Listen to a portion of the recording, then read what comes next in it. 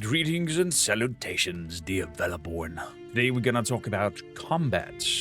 Just a disclaimer, magic is not included in this chat right now, as we're still working on it. Combat itself is a very finicky and complicated calculation model that we have come up with. Therefore, the big wish for targeted damage, aka limb damage and limb loss, is an option that's on the table, but at the moment kind of hard to implement for us as a small team. The only part that we could see happening in the near future would be that certain attacks might cause a percentage of dismemberment, so certain strong hits with a high penetration value or whatnot have a chance to chop that body part off. That could be a thing, but overall the calculation is a bit more complicated. Let me go into that. For example, here we can have a quick view at one of our cave trolls being attacked by 3 people, and depending on the body type, body mass, what the character is wearing, what kind of weapon it is, the damage calculation and the protection calculation will change. Right now, we're also working on finalizing our animation, so there might be some funny jank and weird clipping still happening here in the back scenes. You are now in the layers of testing with all the dots and lines that you can see right now.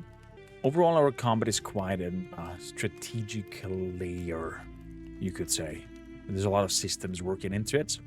And on top of that, there's some exceptions, like if your character is very skilled in his weapon type, there's a chance that he can trigger an instant kill finishing move. The same goes also for some of our creatures, as for example, the cave troll. You'll have some surprises with him when you gonna play the game. So let's jump in our combat system. Each character gains proficiencies based on the weapon type they use. So the more skilled they become in with that weapon, the faster they will attack, the more damage they will deal, and some additional multipliers will come into play. In general, every weapon has a base physical damage value, and on top of that, depending on the weapon type and certain other variables, weapon can also deal penetration damage. When physical damage is calculated, the target NPC physical defense is taken into account, so that damage can be reduced by armor. There, penetration damage, however, is gonna be applied independently from the physical damage, which means it's specifically important against heavy armored types. Because of this weapon choice and armor choice, both matter. Weapons with high raw damage usually have lower penetration values, while weapons with high penetration tend to have lower physical damage. This creates, or we hope at least, an strategic balance in the combat, and you have to experiment and bring the right set of tools to the fight. This also gives you the chance to make different weapon classes and build your character around those ideas or around those weapons. Let's grab great swords, for example. They deal very high damage but offer low penetration, while spears deal lower damage but have a lot higher of a penetration. On the offensive side, the clothes you wear and total weight you carry also affect your damage output and also the attack speed. All of the details can definitely be seen clearly in the character sheets and in the item tool sets or tool tips. When it comes to defense though, and defending, there's even more layers to that. Every piece of clothing provides a certain amount of physical defense, but there's also other factors involved. For example, penetration reduction, or dodge chance, or block value. The best form of defense is dodging an attack entirely, because then no damage is applied at all and the dodge just passes by. But if a character successfully dodges, they take neither physical damage nor penetration damage. So you basically nullify the hit. However, we're gonna make dodging a little bit difficult, and it will require real investment into the right skills to make a build around dodging. Aside from dodging, of course, attacks can be blocked. Blocking absorbs most of the incoming damage, so the character only takes a very small amount of it.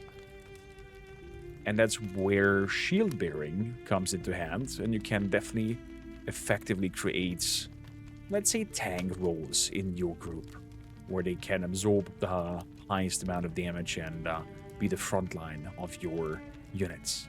Overall, we're working on a very intricate system where your weapon type, your skill sets, your physical appearance, and your clothing and armor that you wear all plays into the calculation of how fast the attacks will be, how hard the attack will hit, how much of a penetration value comes into play, and then it rolls into the damage calculation in terms of armor value, penetration reduction, dodging, and blocking. This is kind of like the mathematical layer behind it, how the whole calculation will take part in terms of seeing how hard you will hit.